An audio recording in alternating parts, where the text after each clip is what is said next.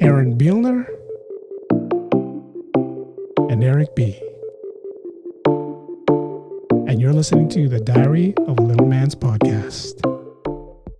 All right, we are back. Another episode of the Diary of the Little Man's Podcast. Last week we had fun. We talked about sports and being in San Francisco and Aaron being in Georgia. We have two teams. I don't know if you're an NBA fan, but I'm watching my Warriors. You got your Hawks in the finals. And now with the whole baseball season starting off, the Braves and the Giants. But today we're going to talk about something totally different. We're going to go on with what we do, and we're going to get this started. I am Eric B. And I'm Aaron Beelner. And we are the Diary of the Little Man's Podcast. Aaron, how are you? I'm good. How are you doing on the West Side? I'm doing well. It's playoff Sunday today. When you guys watch this, it's Sunday. It's game 4 of the Warriors versus the Denver Nuggets. So you see them representing the gold-blooded shirt today. But I see that. Different story for now. In all fairness, let's touch a little bit on that. I don't want to say I'm fair weather sports fan. Atlanta has that niche of being fair weather on certain sports. That's interesting. I'm glad you opened that path.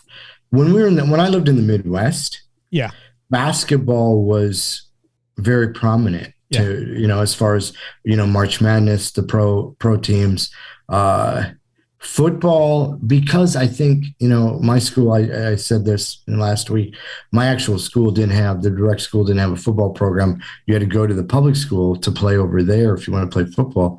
So basketball was really big. Yeah. And then, which now you have the Hawks are in. I'm still kind of fuzzy on the whole, playoffs for the pros. And I follow basketball. I understand the fundamentals of basketball. It's funny. I was just watching a short video about how awesome Larry Bird was. Oh yeah. And I mean, there's a guy who, oh my God, that guy worked like a dog. Yeah. But that's a sidebar. But the whole, the records, it seems like some of the teams that get into the playoffs, their records aren't that phenomenal, but they're good enough to make. They need to fill so many, that sounds horrible. They need to fill so many seeds in the playoff. So when you see these, what the cutoff is, and correct me if I'm wrong, but I believe this has happened. Some of these teams could be under 500. Yeah. I mean, it's a business, right? You mentioned Larry Bird, Magic Johnson, the Michael Jordan era.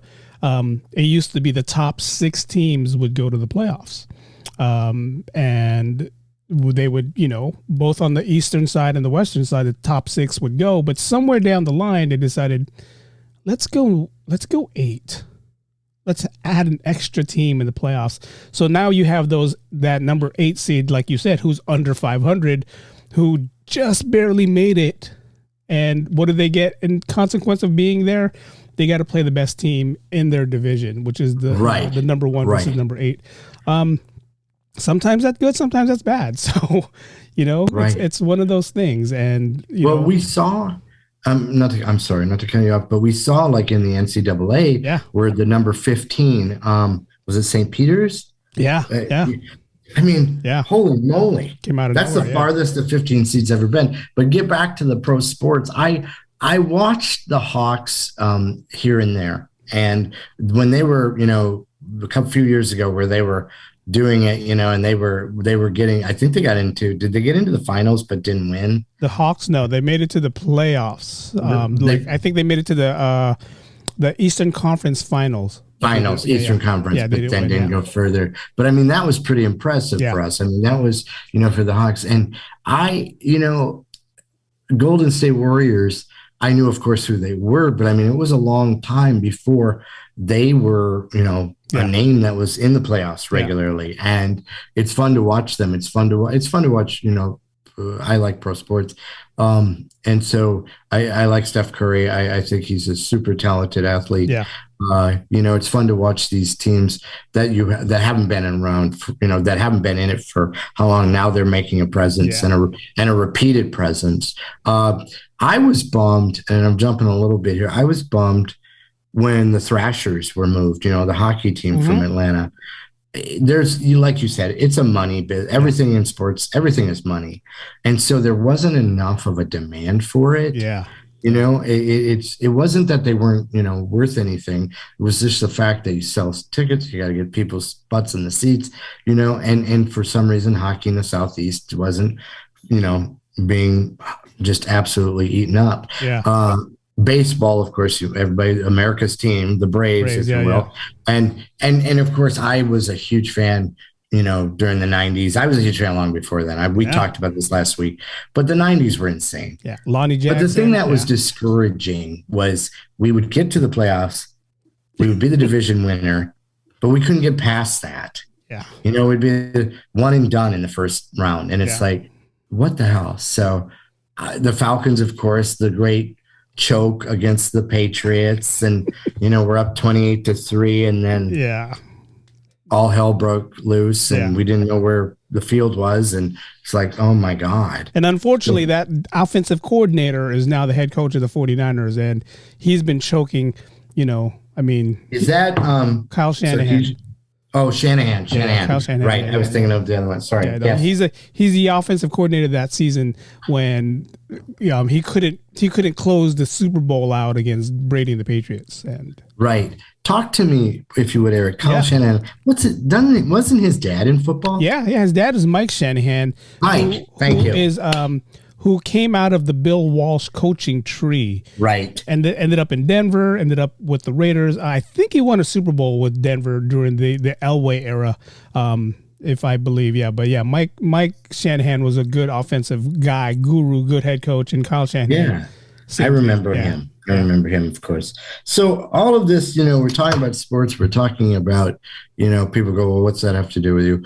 I think that's the normalcy of it as a guy who, with being a little person, is that I appreciate those things just like any other person. Yes. And that I always wanted to play. I always wanted to play. I wanted to play everything. When I was a kid, I wanted to push as hard as I could to prove, like your friend Eric who played football, and you want to prove yourself. You don't want to sit there and watch, and I say this with no malice whatsoever. But more often than not in my school, what they would do is the kid who wanted to be a part of the team but wasn't able to be a part of the team, if you will, ended up being like the team manager. Of course. Or you're in charge of the water cooler or whatever. Yeah.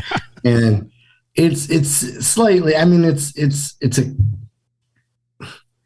like a attempted kind gesture. Yeah. But it's kind of insulting, and well, it is insulting. It's like, okay, you're not good enough to do this, but we don't want you to feel left out. So you can be the team manager, which meant nothing really. They gave you a clipboard or something, and maybe you made you feel special. Is what exactly. Yeah. And maybe you were in charge of towels. And so, and I'm not knocking those kids who take that. It's just, I'm knocking the premise of what the, organization or what the team, administrators or team heads were thinking, we'll keep him involved, so he doesn't feel bad or a bit worse. And so, but no, we were talking about this before this show, and it was very obvious this past week of life is, whether it be sports, whether it be your career, life is about adapting. Life is, we were talking about how work ethic, you come from this work ethic, I come from this work ethic of, we always had responsibilities before we got to do anything fun. Yeah. And even then you would finish your responsibilities and you were so, either tired or caught up in something else that you never, some days you miss the fun. Yeah. And there was no, pity you and life, that's unfortunate. And we'll make it up to you or special treat or anything. It was just, hey, that's the way it works. Here are your obligations. Those are number one. And then maybe after that, you can have some fun. You can do what you want to do, but till then you have to finish all your chores. And that's how I grew up. Yeah. And we pushed, we were talking about this as well earlier. I I now, and not wishing, oh, woe is Aaron or sympathy kick, but I know I have physical challenges now, whether it be, some lower back issues, leg issues, because of the fact that I pushed. I took this little frame of mine and I said, you know what, you're going to do everything you can to keep up to the rest of the group. And it was a pride. Yeah, it was a pride thing. It was an ego thing. And that old adage of, your ego can be your worst enemy. Absolutely. Yeah. I don't think there's anything wrong with pride. Yeah. Foolish pride, of course, you hear that cliche, but you always want to give your best. You want to prove your best. You want to put your best foot forward. I hope everybody does that. I think if we did that more often, we'd be better off as a, society, as a population of humans. Yes. But ego is dangerous. Yeah. It gets you in trouble. It as a little person, I was just thinking about this and now it reignited my brain. I would train, I know that people are going to laugh at this, but I would physically train for golf. And I remember we had limited resources for like any type of workout equipment at our school, but there were a few machines in the locker room. There was, of course, the simple free weights. And, I think there was like a squat bar bench or area where you could squat and had spotters and, of course, your bench press. And then there was this machine that you would stand, like it had pads over your arms and you hold on the bar and you push up. And it had a resistance, and the more you push, the more the resistance. Yeah. And I couldn't. This is going to sound ridiculous. It is ridiculous. I couldn't reach it just on standing there. Yeah. So I got an aluminum chair, and I'm standing on that, pushing up. And I'm sure people are like, I remember kids coming in going, "What the hell is Aaron doing? He's going to hurt himself."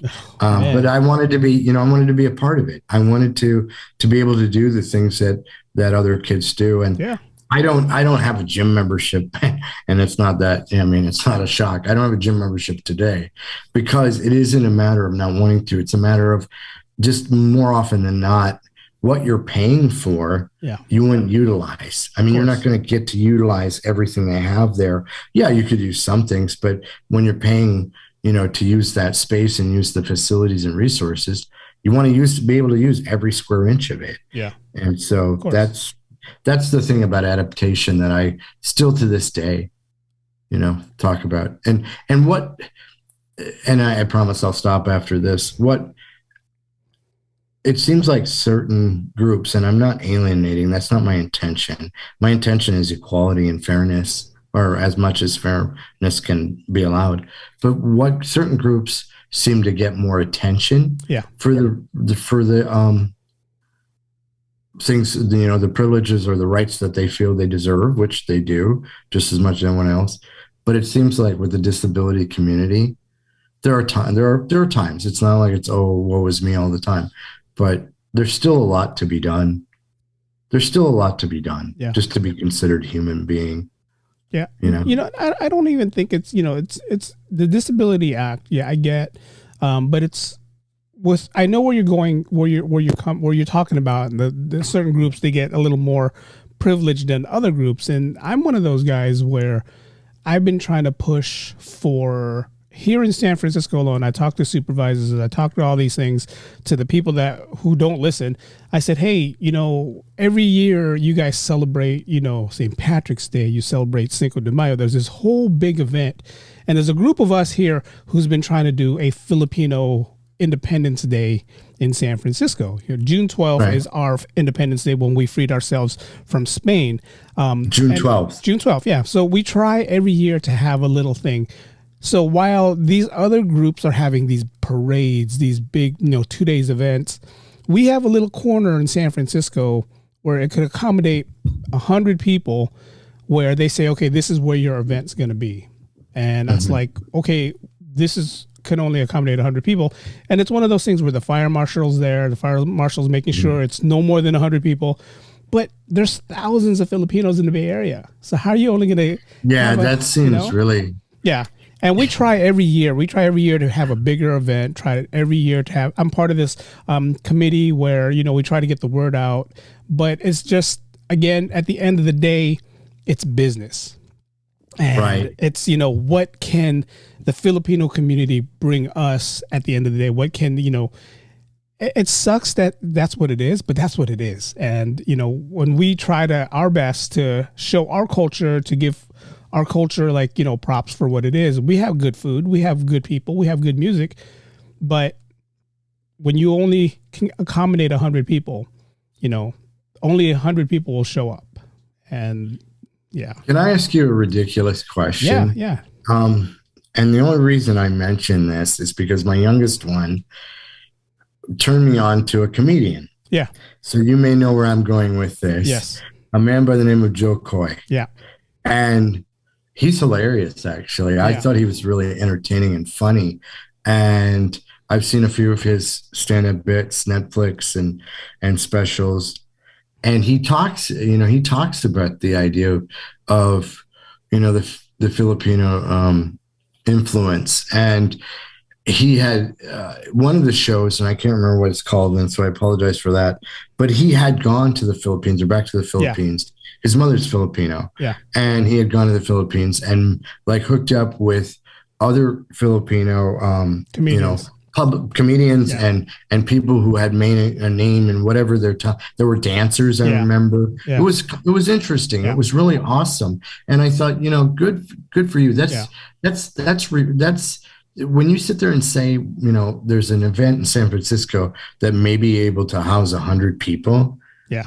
It's really an insulting little nod. Yeah. I mean, you know what I mean? It's like, okay, well, throw you a little notoriety here for 40 seconds. Now go away. See you later. And that blows me away. I mean, you're right. It's about power. It's about influence. It's about money. Yeah. I make the adage all the time of, and this is a really corny joke, but the LP community is the most overlooked minority in the world, both physically and politically. And it's about numbers. It's about political influence. It's definitely about that. Yeah. But anyway, Joe Coy was talking about his mother and how militant she was, and made sure, it wasn't soft. It wasn't, life wasn't just cushy. Yeah. And, how they came to the U.S. and everything. And so I really admire those people who we've heard stories from, whether it be because of race, because of gender, because of physicality, whatever, who have pushed and said, yes, this is a very, Joe Coy's a Filipino, you're Filipino, I'm a man with dwarfism. This is an important part of us. Yep. It's not the only part of us. We're humans, number one, and that we don't want to be babied, or we don't want to be what's not baby. You know what I mean? We don't want to receive special treatment. Yeah, no special treatment. We just like to be considered this, on the same plane as everyone else, and same playing field. And so that's huge. But so June 12th they have an event. Yeah. And literally, is it indoor or outdoor? It's an outdoor event. And, there's a lot of vendors. I mean, you got to take in consideration, if you have vendors and let's say you have 50 vendors that's out there with clothing, with foods, everything that can accommodate, our Filipino culture, then now you add another 50 guests, that's the 100 people right there already. So it's kind of like, right. I mean, it's just one of those things. We ask for parking lots. We ask for all this. We ask for spots that's never being used, but it's like here in San Francisco, and it sucks to say this, and I'm going to say it, is that the homeless population has better rights than the Filipino community when it comes to showing our events. Like, there's a homeless camp here in San Francisco that can accommodate 1,000, 2,000 homeless people, and it's a big open parking lot. And it's just, we call that tent city over there because it's just, urban camping, just tents over there. But when we ask for an event that happens one day out of the year, it has to be a small little area where you could only accommodate 100 people. So, And see, can I add to that, yeah, if I may? And not speaking out of expertise, but and I hear what you're saying. I mean, you're correct me if I'm wrong. You're not saying, great, you're doing these things for the homeless, and that's, I would never want to. I pray I never am in that position, yeah, and I can't, I definitely give my respect to those who have to deal with that. All you're asking is, okay, if you're willing to do that yeah. for this community, why is it this one day? One day, you're not asking for the entire city. Nope. You're not asking to shut down the Golden Gate Bridge. You're not asking to, run from west to east and north to south. It's just like, really, enough for 100 people. Yeah, yeah.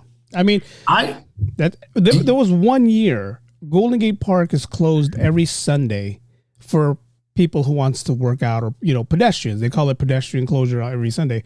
There was 1 year where the person who's in charge of this Filipino event asked if we can have a portion of Golden Gate Park. It's already closed. We don't have to worry about traffic control. All what they had to do is get the permits for the food and to accommodate more than 100 people. And we're thinking maybe like 500 to 1,000. And they said no. They said, no, we can't have that. But then just a couple of days ago, April 20th, 420 here in San Francisco, they closed Hippie Hill in Golden Gate Park that accommodated, they said, 25,000 people. So, it's really insulting. It is. It's very insulting. It is. And, it's one of those things where we've been trying really hard to show us who we are. And, you're right. Joe Coy has opened the eyes for a lot of, non-Filipino people to see what it was like growing up as Filipinos. He does this one bit where he talks about he came to school with a lunch and it was a Cool Whip container. And everyone's like, I just saw that. Yeah. He's like, what do you, his classmates were like, what are you doing eating Cool Whip? And he's like, no, it's rice and adobo, because that's how his mom packs it. Yeah. Well, the practicality of it. I mean, we used to do that. I remember having the reusable containers, like you didn't throw them out. We reused them for things. We still do. Long before. And that's the other thing. And I can't speak on where it is now, but in my hometown to this day, I think they're saying now the population is like 1,800, if that. Wow. I mean, what kind of recycling program do you offer? Yeah. So we didn't, we lived on a farm. Okay. Yeah. I've talked about this. The reason I mention that now is we burnt everything. Yeah. We had a burn pile. So instead of burning all those plastics, we'd reuse them. Yeah. Because one, it's toxic. I mean, you can be very dangerous. So we'd reuse as much as we could. And so when he mentioned that about the Cool Whip bowl, I remember eating, I didn't take my lunch to school, but I remember you'd open the fridge and you'd be like, oh, this is cool. Nope, that's not Cool Whip. That's last night's dinner. Wait, is that Country Crock? Nope, that's not Country Crock. That's spaghetti from 3 days ago. It was like, we always did that. Yeah, we did that all the time. And, I can relate. And you just said you can relate because there's one day where I came home from school. I just wanted to make some toast with butter. And I was so, before I did my homework, I was like, let me toast these bread. I went and toast the bread. I went into the fridge to go get the butter. And I had to go through 5 different containers before I finally found the right butter container. And the butter that my mom had back then wasn't even the butter I like using. And I'm like, this non-dairy butter. What is this? Come on. Oh, my God. Yeah. That's hilarious. It reminds me of, and this actually, same premise. I reached into the refrigerator one time thinking it was something butter or something, and it was lard. It was from and I'm like, what is wrong with this? And my mom's like, that's lard. I'm like, I'm spreading it on bread. She's like, yeah, I wouldn't do that. And I'm like, oh, God. Yeah. Because there was always a container that wasn't what the original intent was. Yeah. There were tons of them. There were tons of them. Yeah. And we talk about this. I'm walking down this path now. We were very, don't get me wrong. I'm not saying we had a hard life. We didn't. My parents did fairly well, worked hard, and made a lot for us, for the 3 kids. I'm not questioning that. But my mom was so picky about what was in the refrigerator and what was sweets and all that stuff. Yeah. When he talked about Coy talks about, what everybody else had to trade and nobody wants to trade with him. And I've heard Sebastian Maniscalco do the same thing. Yeah. Of Italian descent. And he said, I had to get permission to put my food in the teacher's lunch refrigerator because it was going to spoil. Yeah. And he talking about the veal spoiling, or like nobody wanted to trade for S cookies. Yeah. And I knew what Stelladora cookies are. So I was like, this is hilarious. But out of all of that, whether it be, me as a little person, you from Filipino descent, was that idea of you never took anything for granted. No, we never did. And you worked really hard for that.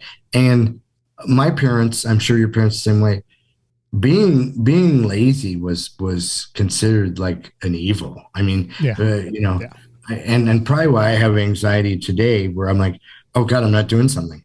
I need to be doing something right now. I'm just sitting here for a minute, but I need to be doing something. Why am I not doing something? Yeah. And that idea that you don't just watch others do things. You don't watch people do things for you and get up off your butt. I remember that phrase. It was just the ability to, no matter what was put before you, to conquer it. Yeah. I grew up in Daly City. I think I mentioned this before. Mm-hmm. I spent a lot of summers in my cousin's house in Daly City. And that's just because, I was a latchkey kid. And for you guys who don't know what a latchkey kid is, both my parents worked. And during the summer, I wasn't legally old enough to stay home by myself. So that's considered a latchkey kid. So during the summer, they would ship me out to Daly City 5 days out of the week. I would come home for the weekends. But my aunt was very militant. And, I give her props for what she taught me, because it is routine every day. We wake up in the morning, brush our teeth, make our beds, have breakfast. Then as soon as breakfast is over, it's, Eric, you're doing this. My cousin, you're doing this.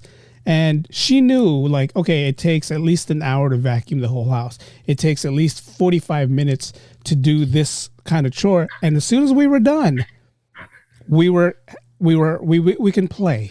And we would play for like 15, 20 minutes because lunch is served. Now lunch is served. We're having lunch. We're doing dishes. We're doing all that. And then another set of chores that we have to do. And then as soon as we're done with that, then you can play. We played probably in one day, we probably played a total of 45 minutes. Yeah. Because there were so many chores. There was a routine and a regiment to every day. Yeah. There was a regiment before you got to the breakfast table. Yeah. You, like you said, brush your teeth, make your bed, do all those things. Yeah. And if those weren't done, then you had to wait for breakfast. It's like, go get that done. Yeah. Now you're making everybody else. And that was my, now you're making us all behind. Yeah. Yeah, that was the worst when you were causing a delay. Yeah, Right when I feel like, if I'm not constantly moving, I'm causing a delay. And then, like you said, you do so much and timed. My sister and I were just talking about this, and I'm not going to throw my brother under the bus, but I'm kind of throwing my brother under the bus. My brother was very much about move through those things really quickly. Yeah. And then my mother would be like, there's no way you got that done thoroughly in that amount of time. Yep. Now go back and do that all over again. Yep. And what was that saying? I'm going to botch it. You know what I'm talking about, where better to do it right the first time and then have to do it twice or whatever. Yeah. My father had a different way. You can do it half-assed twice, or you can do it right once. Yeah. Something to that, but that half-assed, I always had a weird visual whenever you're doing it half-assed. I was like, I just expected somebody walking around with one butt cheek. Yeah. But, it was like, what is going on? Yeah. That, if you didn't do it, if you didn't do it fast enough, then you were delaying everything. If you did it too quickly, when you say militant, they were serious. Our parents, our family, they were real about that, because there was such a level of efficiency and such a need for efficiency. Yeah. Not being efficient costs money. It costs time. Yep.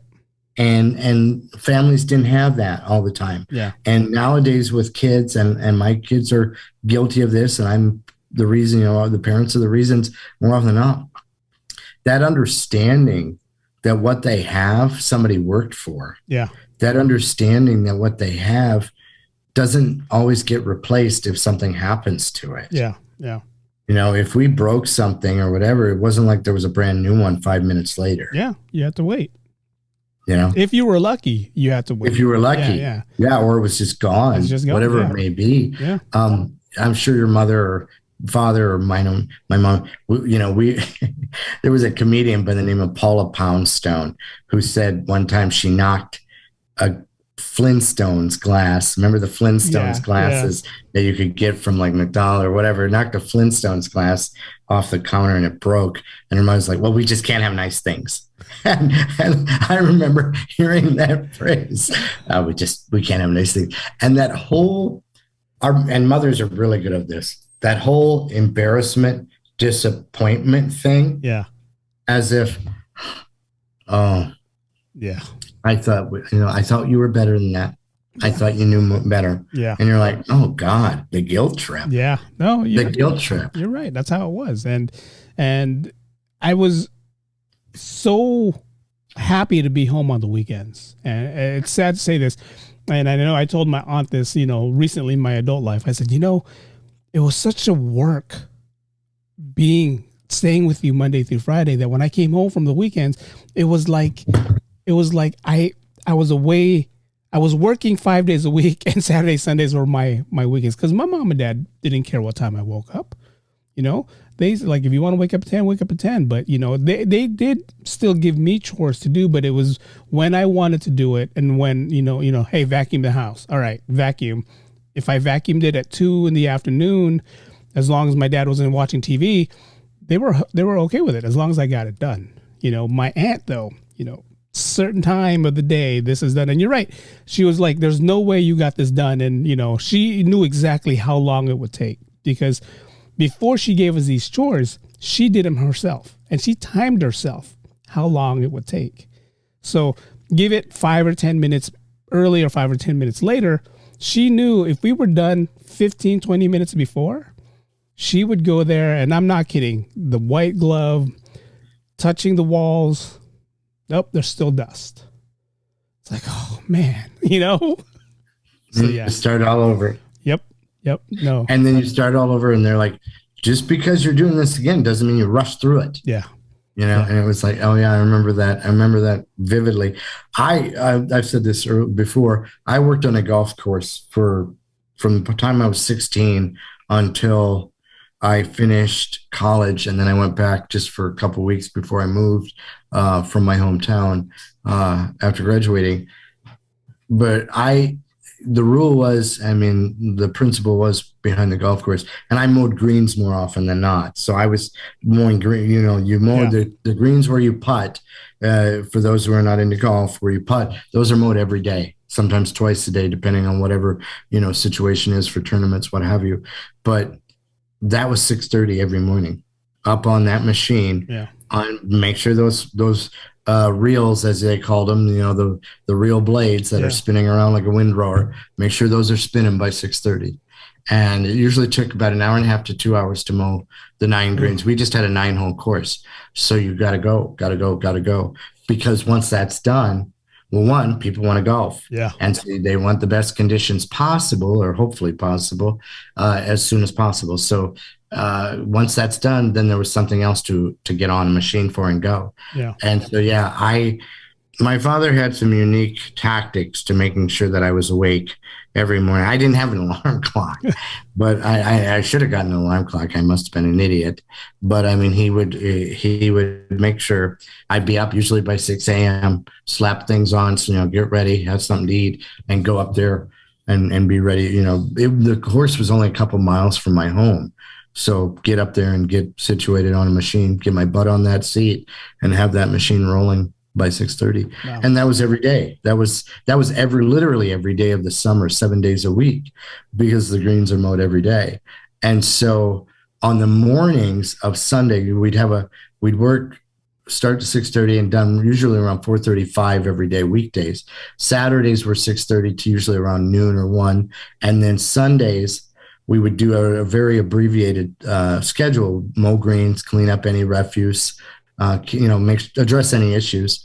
But we would be done. I mean, actually on Sundays, I'd be up there by like 5:30 in the morning Yeah. and be playing golf by 8. Wow. So, I mean, it was, but there was that's life. I mean, it was, not that was an industrial age, but it feels very industrial compared to what now is. Yeah. Yeah. Because technology has allowed us to do damn near everything with a computer or press a few buttons. Yep. And so, and don't get me wrong, there are still people who work their asses off in physical labor, and I admire them and thank them for all they do for our planet and for our world. But for a lot of people, that kind of physical labor has never been in their regimen, in their routine. So, I mean, it's you're right. I give props to the ones who get up every morning and I see them when I'm up in the morning. You got to do what you got to do. Because my aunt would always say, if you won't do it, no one else will. Exactly. I've heard that 8 zillion times. Yeah. And if you rely on the person behind you, they're probably not going to do it the way it's supposed to be done. So you might as well get it done right the first time, so you don't have to redo it again later on. Exactly. Yeah. Work smart too. I mean, work hard, but work smart. And I'm not as good as I hope should be with my own kids as far as pushing that, because it's in this day and age, there are so many things that are different. My daughters, they're 20 and 15, to be out on a machine, in either on a golf course or in a field. Yeah. I mean, that's not something that they're ever going to breach. And so it doesn't mean that they can't conquer things and accomplish a lot, but the reality of it is they're not going to have that experience. Yeah. And I'm glad I had that experience. And yet, like I said earlier, there's a fine line between sitting on your ass and overdoing it, and I did push, and I'm paying for it today. I've joint issues. I've got spinal issues. Yeah. I remember, I jump off the 4-wheeler that was on the course, and people were like, you got to not do that. You're going to hurt yourself. And I'm like, oh yeah, whatever. Yeah. I'm a young kid. I don't feel anything. And then now, you're like, God, I shouldn't have jumped on that. I shouldn't have done that. We're, and that's just the nature of the beast. No matter who you are, we're in a society now where that kind of stuff isn't as prominent. Yeah. And never will be. I mean, so. Yeah. I mean, it's true. I mean, me trying to be that guy where I wanted to be better than everyone else when it came to football. I started lifting weights when I wasn't supposed to lift weights. And, everyone's like, oh, you're going to stunt your growth. I'm like, no, whatever. Kids around me were getting taller while I was staying the same height. And, I was big. I had muscles. No one wanted to mess with me because, I looked like a small bodybuilder. But as they were getting taller, I was staying the same height, but I was just getting wider. So, I guess when someone said, hey, don't do that, you'll stunt your growth, I should have listened because, Yeah, I had that same, not exactly the same, but similar of the kind of the Greco-Roman look where I was, obviously with a man with achondroplasia or a kid with achondroplasia or dwarfism, I wasn't as tall anywhere near. I mean, I remember distinctly when the kids really started skyrocketing past me, and here's little Aaron, but I was built. I was solid and muscle mass and very little body fat at that time because granted you're working, you're playing sports, you're at school, you're running, those are the days when you're going nonstop with your head on fire. Yeah. But you're right. It's certain things that we think we know so much at that age and that we can do it. We're infallible, and that our bodies can handle anything. And really you can still be very, productive and energetic but you don't have to beat yourself, to a point that you're stunting anything or doing harm that's going to be obvious down the road. Yeah. No. Yeah. I'm feeling it now. My back hurts every day. It's like, I can only stand for no more than 4 hours at work a day. Cause if not, I'm that guy that you see when you're walking down my clinic floor. I'm the guy resting my back against the wall. Right. And I'm sitting in that chair position. They're like, you all right? Like, I'm just stretching out my back. Stretching out my back. That's all I'm doing. Yeah, I've been there. And you hear about these kids who are into sports at a very young age and, kids getting Tommy John surgery. because they're pitching with their arms the way that they shouldn't even be touching as an adult, let alone as a kid, teenager. It's like, how are you going through a reconstructive surgery at that young 16 age. or 17 years of age because you blew out your arm pitching? It's like, good God. I coach high school football, and we have a couple kids there, high school kids, who their workout ethic is like 7 days a week, nonstop, 24/7. And I tell them, hey, take one day off. It's not going to kill you. Give your body, give your muscles time to rejuvenate. Your body will love you for it. There's this one kid who, when they first told him that, he was like, no, F you. I'm not going to listen to you guys. This is how I look, fine. But when I told him, hey, your body's going to respect you. Your body's going to love you. You're coming to practice every day. Everything hurts because you're working out in the morning. You're working out during lunch. And then you come to football practice. And then you're working out again. I go, take one day. I go, I don't care what day it is. Pick a day where you just want to rest. He started resting. And then you got to give your body recovery. Yeah. And then he's like, I took your advice. I started resting. I rest on Mondays now. And the rest of the week, I feel so much better. I go, you know why? Because your body is thanking you for taking that day off. Yeah. I go, it doesn't, I go, you missed one workout, but that's not going to kill you. I go, working out every day can kill you. I mean, I know, whether it be professional athletes, I know personally as friends, in all different gamuts. And I mean, they're working out religiously, but they're doing it in such a regiment that they don't work every part of their body every single day. When you hear, oh, today's leg day, today's arms day, the whole point of working out is you're actually knocking down the body and deteriorating what you have in order for it to rebuild itself stronger. But if you're constantly, and not to get into a preachy mode, I'm not, a doctor of medicine or a athletic doctor, but if you're constantly beating it down, there's no recovery. And I noticed that, I remember I love the summers, but I remember being elated when it was time to go back to college and I was done with the course for the summer. I remember being ready, just push. And then it was like, now I'm going to push the brain. Now I've got to be, in college mode. And that's awesome. Yeah. But I don't have to be on a machine 7 days a week. Yeah. Yeah. Pushing. It's just it's a different generation that we're in. You and I grew up in this has to be done. You have this till this time to do it. Same thing with school ethics and work ethics. Everything was done a different way. Nowadays, kids have it easy, and you and I can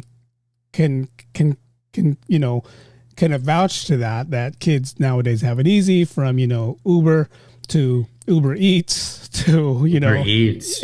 All these things. I mean, it's crazy. Yeah, it's absolutely crazy. The accessibility that they have to everything. Yeah. Everything. So they have everything at their fingertips for the most part. They do. Literally everything. Yeah. And that isn't necessarily a good thing. Yeah. No. That isn't, it's funny you mentioned that because me and my coworker on Friday, we were talking about, and he's my age, and I'm not getting graphic here. So for you guys who are listening or watching, I apologize if this is too graphic for you. But we were talking about how back then it was so hard to get porn. You had to be a certain age to go to a DVD store, or you got lucky and you found your dad's stash just sitting somewhere, right? Nowadays, everything is in your hand. Right there. Within seconds. Yeah. How dangerous is that? It's very dangerous. It's one of those things where, oh my God. I have teenage boys. I mentioned this, and I have to really, really watch what they're doing. And it's not just the porn. It's everything else, from when you hear about these massive shootings that, they had a manifest of what they wanted to do. So yeah, I'm one of those parents that keeps track on what they're doing, only because it's for their safety, and it's one of those things where it's scary. It's scary that nowadays, they have it easy, but they also have everything very convenient for them. It's and convenience is not necessarily always a good thing. Convenient. We've talked about this. Having it so convenient is actually pretty dangerous. Yeah. It's amazing the contact. I mean, look at what we're doing. You and I reached out via Instagram, and now we have a podcast we're doing. Yeah. We've never met each other in the flesh. Look at that's awesome in a way, and yet frightening in a way too, because look who can get to your kids. Yeah. Yeah. I mean, around the entire planet, and kids don't see this. Yeah. And I'm going to sound like a preachy dad, and that's okay. It's where we're rolling right now. So I'm the little guy who preaches as a father. Yeah. Hey, there's a show. And that's what we look for. I think our kids go, oh my God, you don't understand. You don't have social media and you don't understand all this stuff. And, I got to be on this 24/7. I mean, I got to keep up with my friends and I'm not cool if I don't. Yeah. And you're going, you know what? That world, it'd be wonderful to not have that world again, where you go outside and go do something, or you go hook up with some friends in person. In person, yeah. And talk to them to their faces instead of, oh, I'm going to do this and I'm going to text and oh my God, and smiley face, emoji. And it's what's frightening about it is that's cool in a way, but then there's 8 million zillion people out there who would do nothing but hurt your kid. Yeah. They're okay with harming your child, and they have access. They have very quick access to your child. Yeah.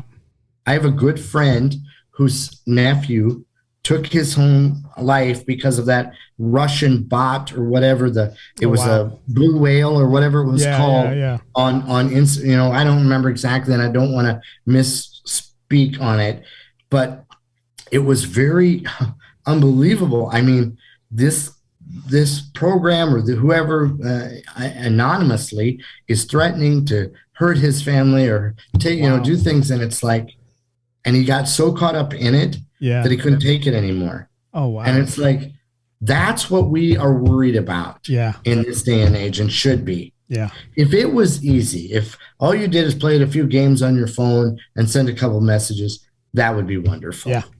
But that's not the accessibility that we have now. Yeah. We have the accessibility to basically rope and a gun. Yeah. And we could really hurt ourselves. Literally, all of us in any age frame. Yeah. We have. Did you ever see The Social Dilemma? Yeah. I think it was on Netflix. Yeah. Oh my God, that makes you sick. Yeah. Watching that about how you pick up your phone and how you what you touch and what you select and whatever is constantly being watched, and it's an algorithm after an algorithm after an algorithm after an algorithm. Yeah. Whether it be the guy there was an executive from Facebook, there was somebody from Instagram that spoke in that, if I'm not mistaken. Yeah. Yeah. No, I mean, it's scary because every Monday when I post our video, whatever topic we're talking about, right? And I'll post it on my I'll post it on my Facebook, and I know you don't have Facebook. So when I post it on my Facebook and I'll say, this week we're talking about, sports, right? Within 1 minute, my Facebook is going to be bombarded of sponsors of whatever we just talked about. Yes. Whatever I hashtagged, all of a sudden, sports this, sports that. I'm like, Jesus, is this what's really going on? I mean, it's not just that. Yeah. It's Instagram. I'm pretty sure you see stuff on Instagram where, I'm going to talk about, the Masters. And then here I am later on. The Masters. The Masters shows up. Jesus Christ. What's going on? So go one step further with that. Okay. And not to sound crazy, but as a little person, I'm always concerned about my girl's our daughter's safety. Yeah. Okay.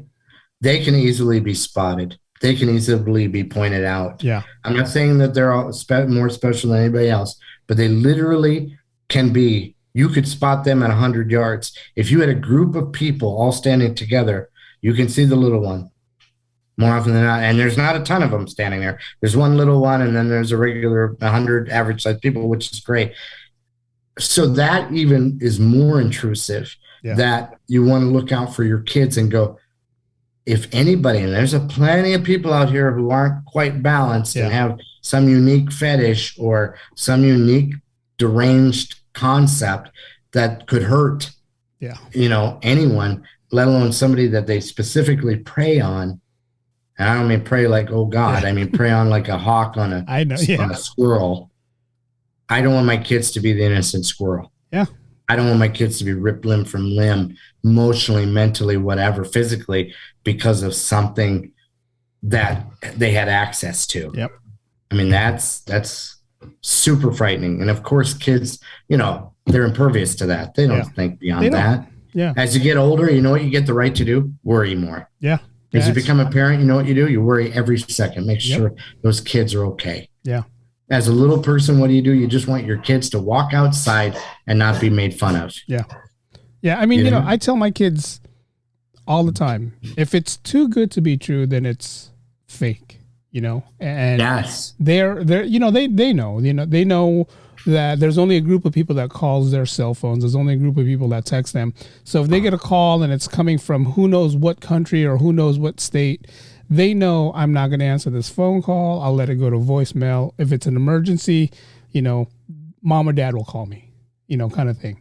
And, that's the one thing about parents. And, I'm not telling people how to be parents. I'm not telling you how to, parent your kid, but be more active on what they're doing. It doesn't hurt for you to look at their phone every now and then to see what they're doing. If they're hiding something, they're hiding something, but it's more the, a girl text or, talking about this text. But just, I tell them, hey, I don't care if a girl is texting you or if a guy's texting you with this and that, but I just want to make sure that nobody else is texting you. No crazy lunatic is like, hey, let's meet after school and I'll buy you alcohol and, blah, blah, blah, and they're open with me. The boys are open with me and they're like, no, Dad, I'll tell you if that happens. I'm like, all right, well, let me know. So parents got to be more, and it's, supportive with their kids. I think more often than not, and everybody involved, especially with technology, is we have such a ridiculously false sense of security. Yeah.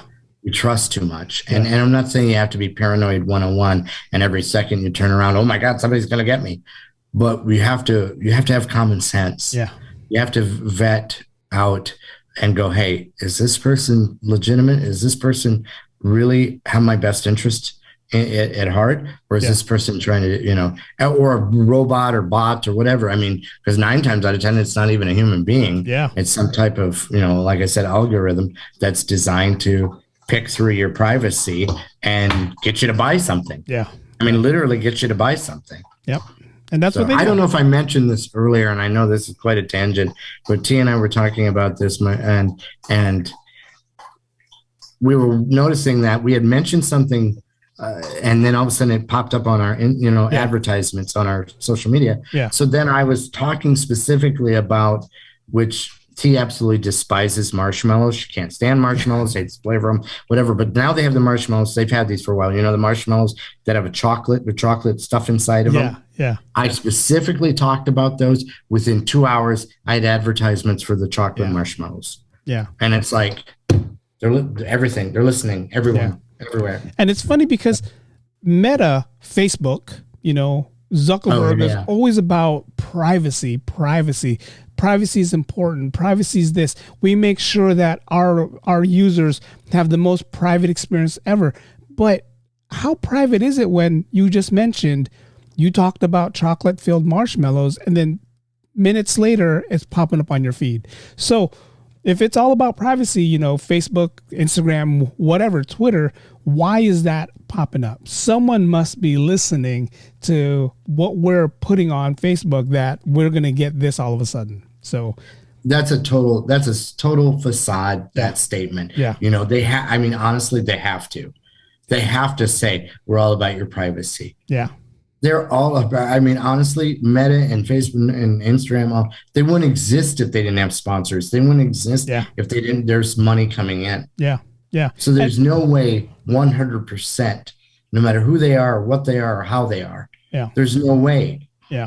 If that be the case, then you just have a chat room with people who share the same, characteristics or interests. That's impossible. Yeah. Because what pays the bills for those? Yeah. It's the sponsors. Yeah. And so they've got how you like that? You mentioned McDonald's. Yeah. Oh, look at that. That pops up. Oh, you like to golf? Let's start talking about Callaway golf clubs. Yeah. Absolutely. Everything funny. Is about the dollar. This all started with Twitter. And, I'm pretty sure you heard about Elon Musk trying to buy Twitter out. And Twitter is like, no way, we're not going to let you do that. Because he wanted to change things for the better But Twitter's like, there's nothing to be changed. We like the way it is. But Twitter is the reason why we're getting all these bots, whatever you hashtag. And, that's why lately I've been careful on what I hashtag, because whatever you hashtag and Twitter reads your hashtag, you're going to get everything from whatever you hashtag. You see people's posts on Instagram, hashtag this, hashtag that, hashtag. I'm pretty sure they're getting spammed up the wazoo with whatever they're hashtagging. So you wonder how that started. What started the hashtag? Why did the hashtag start? Did somebody just randomly go, hey, I'm going to put a pound sign up there and then a word behind it? It's Twitter. When Twitter first got popular, they said to reach more people, hashtag whatever you're talking about, hashtag McDonald's. So now all of a sudden McDonald's sees that. And before it was a publicity stunt. So if you want to say, oh, I'm eating the best Big Mac ever, hashtag McDonald's. Now McDonald's sees that. Everybody else who reads or wants to talk about McDonald's sees it. So that's how Twitter became popular. That's how they became famous, because of that. The hashtag is a great marketing ploy. It is. But it's a phenomenal marketing ploy. What they don't realize that if you do hashtag Big Mac McDonald's, you're going to get spams of fast food, not just McDonald's. Yeah, Burger King, everything. Jack in the Box, everything. Yeah, everything. Yeah. And what people are so worried about is third-party validation, and everybody seeing your post, or everybody go, oh my God, if I got 100 likes or I got this, that means I'm more of I'm a better, I'm really loved. Yeah. That played on that. Yeah, that played on that insecurity of, oh my God, if I put hashtag eat at Chucky's or eat, Chuck E. Cheese, I love to do that. It was designed to expose intentionally. Yeah. So that they can market. I mean, it's a phenomenal marketing. It is. It worked on me in a positive way. One day when I was doing a vlog around San Francisco, and I talked about a restaurant that a lot of people just despised of. They're like, oh, this is the worst place ever. So I did a vlog about it. I talked about it, and I just said, I'm not one to judge because I've never tried this place. And I said, but if it is bad, why is there so many people on social media talking about it? And I did hashtag, Dodo, whatever deli, I forgot the name of the place. They reached out to me 2 days later and they said, hey, we watched your vlog. I loved your vlog, but I want you to come to my restaurant. I want you to try some dish. We'll take care of the bill, but we just want your positive opinion on what it is. Come to find out, the people who were bad mouthing this place, it's a mom and pop place. It's a staple of San Francisco. These guys didn't get what they wanted when they asked for something. So they started this whole bad mouth this deli, bad mouth hashtag terrible service, hashtag all this stuff. But I'm like, there's nothing wrong. I tried everything that they said wasn't good, right? There was a BLT. They said it was terrible. The bacon, tasted like it just, they just came off a pig. So I tried it and I told them, do me a favor. Don't make any special exceptions for me, because I'm not a food critic. I'm not a professional, blogger. I just want to see what people are saying is bad. Nothing there was bad. Everything was good. 2 days later, I did a positive review and I said, hey, guys, I don't know what these people were talking about, but this restaurant's actually better, so give them props, all that. Then come to find out these guys were just, they didn't get what they wanted. Isn't that nuts? Yeah, they didn't get what they wanted. And look at how powerful that influence is. Yeah. And people love negative. Yeah, they do. They thrive on negative press. They do. Oh, we'd rather hear something bad happen than, you don't hear about this is ridiculously juvenile, but you don't hear about the little old lady's cat who was saved from the tree anymore. Yeah. You hear about the worst because people thrive on the worst. Yeah, they do. It makes them feel better about themselves. Yeah. If somebody else is having an issue and somebody else has got a problem, at least I don't have it. Yep. So let's obliterate this restaurant. There was another, and not to name names, but I thought Chipotle went through something like that, where they almost were shut down. Yeah, because of misinformation. Yeah, talking about something about their meat or something like that. Yeah, it was like an E. coli thing that wasn't true or what have you, and it was like, that's insane. Yeah, and I think absolutely insane. Just like what I just said, the person who started that didn't get the right amount of meat that they wanted. So started this whole social media campaign saying that Chipotle said this is what we're getting, but this is what I got. And he showed a picture of it, but we don't know in that picture. Did you already eat half of that, whatever I they're know, showing? I know. But you're right. Social media took it. They ran with it like, oh, stop eating at Chipotle, hashtag, whatever. One thing that's always for sure is that things are taken out of context. Oh, yeah, all the time. I mean, it's like 99% of the time. I don't even like watching the news because just like you said, the first 15 minutes of the news is all negative everything, right? Everything. You don't see the good news in the news till towards the end. Very end. Yeah. And by then they know they've lost so many viewers, so they don't, that's why. And now on a happier note, they usually say that. And now on a happier note. And to end it on a happier note, exactly. Yeah. This person saved this individual instead of shooting 40 at the mall. Yeah. I mean, it's one of those things. And I tell my kids, and I tell a lot of the kids that I work with in school, you always hear, the social media and the news, they always give props to the people that's doing bad. Because that's what you hear first. So What are you doing for them? If this guy's going to carjack this person and then run over 5 people and then kill 3 more, they're going to be front of the news regardless. But the guy who stopped him and saved, 30 people, you're not going to see till the end of the news. And so what are we doing to the impressionable minds? We're reinforcing the negative. Exactly. Oh, you get attention if you do something wrong or bad. Yeah. Oh, okay. So we must do something wrong or bad. Yeah. Then I'll at least get some press. I want to bring back, and a lot of people who I talk to is like, hey, Eric, that sounds so bad, but I want to bring back public lynching.